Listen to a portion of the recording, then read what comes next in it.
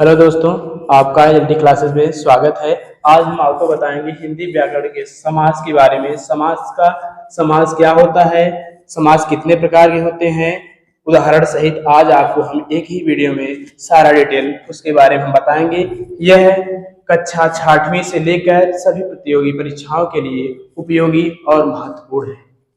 अब हम देखते हैं समास क्या होता है। समास दो या दो से अधिक शब्दों के मेल से जो नया शब्द बनता है उसे समास कहते हैं। समास का शाब्दिक अर्थ होता है छोटा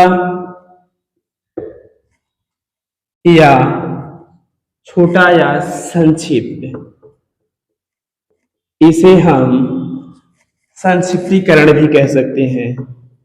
संक्षिप्तीकरण भी कह सकते हैं। जैसे होता है भाई और बहन, इसको हम लिख सकते हैं भाई बहन। राजा की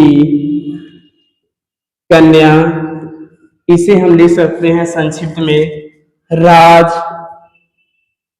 कन्या।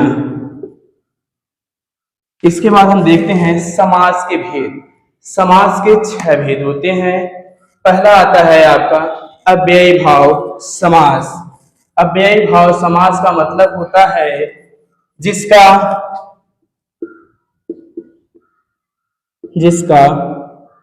पहला पद उपसर्ग या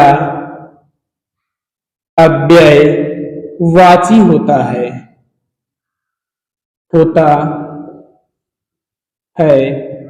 उसे अव्ययी भाव समास कहते हैं। जैसे यथाशक्ति,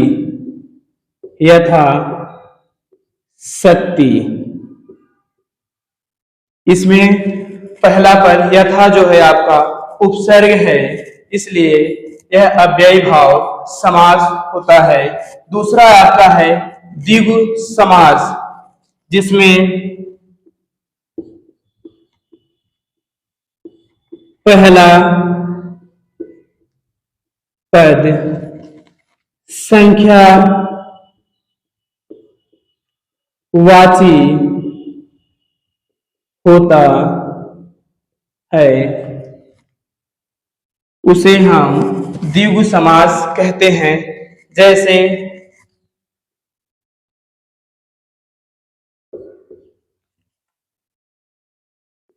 नव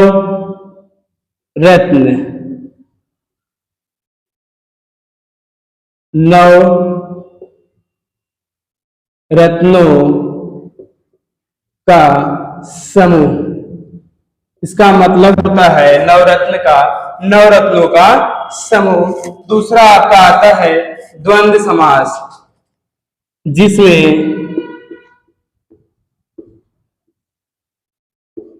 दोनों पद प्रधान होते हैं, उन्हें द्वंद्व समास कहते हैं।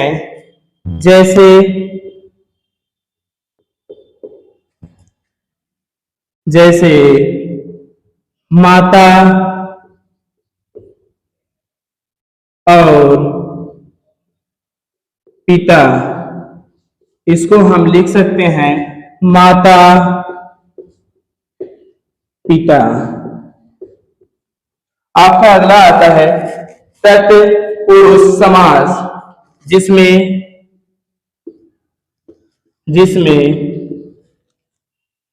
दूसरा पद प्रधान होता है। जैसे रसोई घर, रसोई घर, इसमें रसोई वाला घर, इसमें जो भैया घर आपका प्रधानता दे रहा है, रसोई आपका रसोई घर है, ठीक। तीसरा पांचवा आता है आपका कर्मधारय समास, इसमें एक पद विशेषण तथा दूसरा पद विशेष होता है, विशेष होता है। जैसे काली मिर्च, काली है जो मिर्च। लास्ट पॉइंट आपका आता है बहुव्रीहि समास, इसमें दोनों पदों की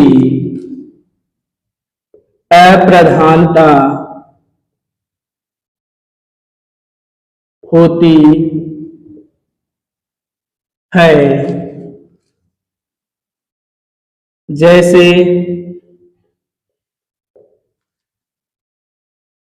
दशानन,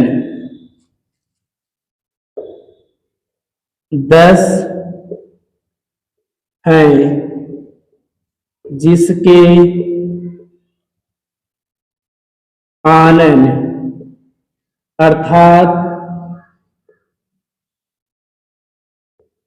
रावण।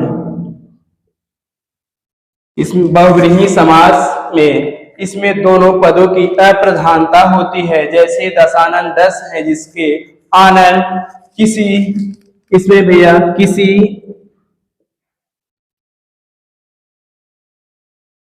तीसरे पद की प्रधानता दी जाती है। आज का वीडियो यहीं पर खत्म होता है। हम अगली कक्षा में आपको लेकर आएंगे अलंकार क्या होता है, अलंकार के बारे में हम बताएंगे कितने प्रकार के होते हैं, एक शॉर्ट ट्रिक के साथ। धन्यवाद।